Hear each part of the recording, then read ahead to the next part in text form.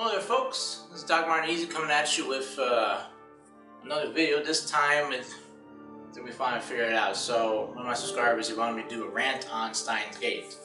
So I think that would be a lot easier than me recording me playing through the entire game, which I have. But there's an old saying, brevity is the soul of wit. So with that in mind, I'm just going to give you a spit take on my views of Steins Gate, the game. I still have to watch the anime to see if it matches up. I'm pretty sure it does. So with that being said, spoiler alert ahead. I'm serious, spoiler alert ahead.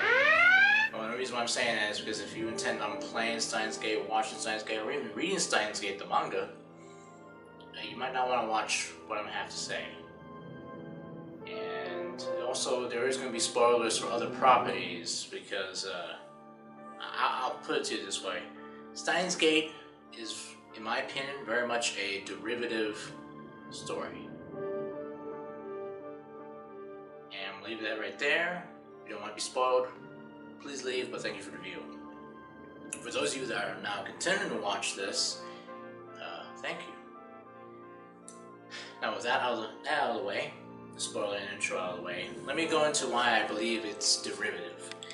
And when I mean by derivative, I don't mean derivative like it's a hack job, don't watch it or play it. I'm saying it's derivative, but it's the best kind of derivative you can get. Right? I mean, there's an old saying, nothing new under the sun.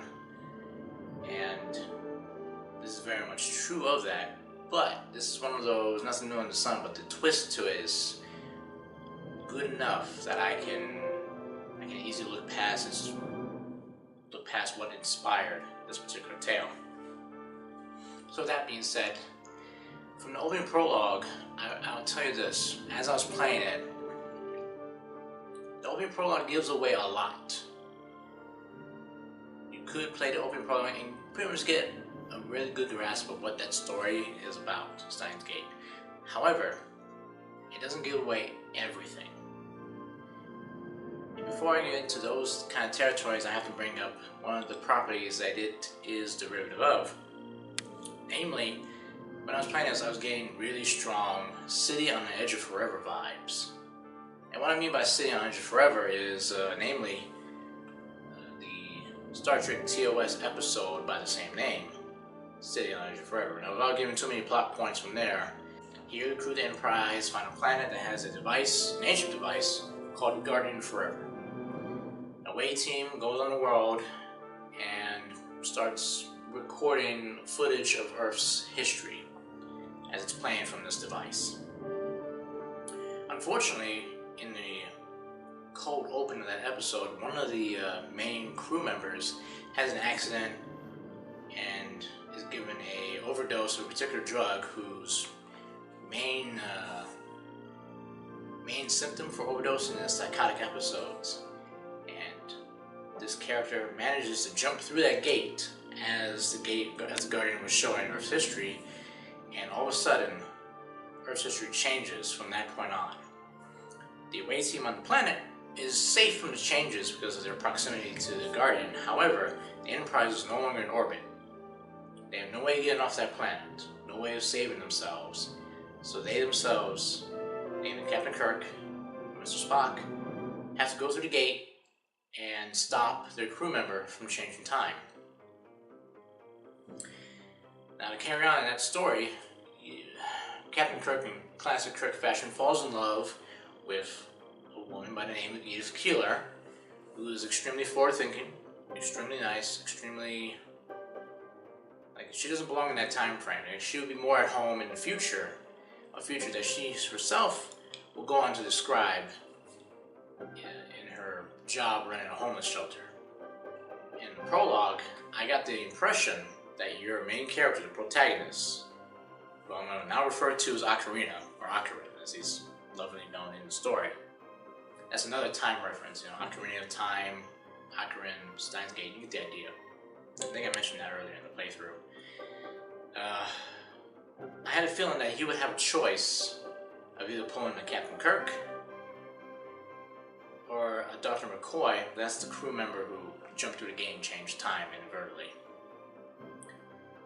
And And what I mean by that is, in prologue you meet, what's her name? Kurisu? I'm gonna mispronounce it, but pretty much the tsundere chick. Highly intelligent. I pretty much pegged her as the Edith Keeler character, who will, depending on whether or not she lives or dies, will determine what ending you get in the game. And for the most part, I was on the money. What I didn't realize is, as I played through, Edith Keeler was divided into two characters, not just one.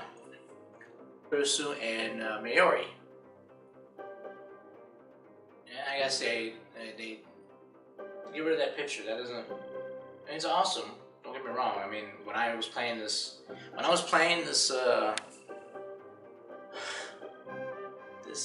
visual novel, I was half expecting something like this. You know, some unnecessary fan service, but this is not from that game, thankfully. So yeah. Why is it still up? Thank you. So these two characters, if you combine them, pretty much equal Edith Keeler. And in another twist. Anyways, later on in the story in Stein's Gate, when you develop the means to be able to send text messages to yourself in the past, which are called D-mails or DeLorean mails for short, was it an organization by the name of CERN finds out that you have the means of doing time travel. Like, they were able to send people back in time, but they never survived the trip. They ended up dying. So you develop a way where you're able to send messages, and later on in your consciousness, to your past self. And if that sounds familiar, that's mainly because that's pretty much the story plot to another time-traveling TV show from the 80s called Quantum Leap. Anyone familiar with that story knows that Dr. Sam Beckett develops a time machine to go back in time, but he ends up, not his physical self being sent back in time, but his consciousness gets set back into different bodies during his lifetime. So like if he was a little child during that time frame, he could send his mind's memory, thoughts and feelings into another person.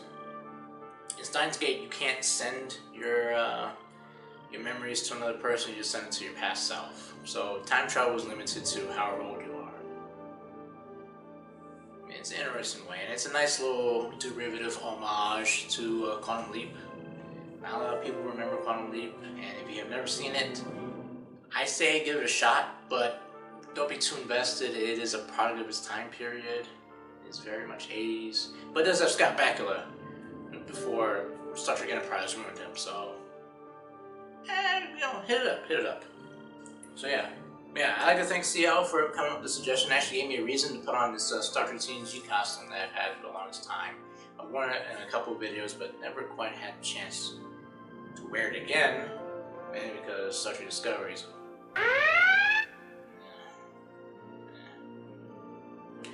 Stein Gate very much reminds me of the golden age of sci-fi, right? It's pretty much a holdover to golden age of sci-fi. When you had like Star Trek TNG, you had DS9, you had New Battlestar Galactica. It brought hope that not only in the West but also in the East, that really good stories can be told. And while it is derivative, you have callbacks to Quantum Leap, you have callbacks to old 60s sci-fi, how even the stories made back in the 50s. It still manages to keep it fresh, and still manages to put a unique Japanese twist to it. And that's all you could really hope for, right? When you live in a world where nothing is new under the sun, sometimes the freshness has to come from a twist that is well done and is respectful to the properties that you're homaging or being derivative of. So with that being said, if you haven't given Steins Gate a chance, please do. Alright, and with that, I'm going to sign off. Y'all be good. I'll catch you guys later. And be sure to share, like, and subscribe. Alright, y'all take care. Numero out.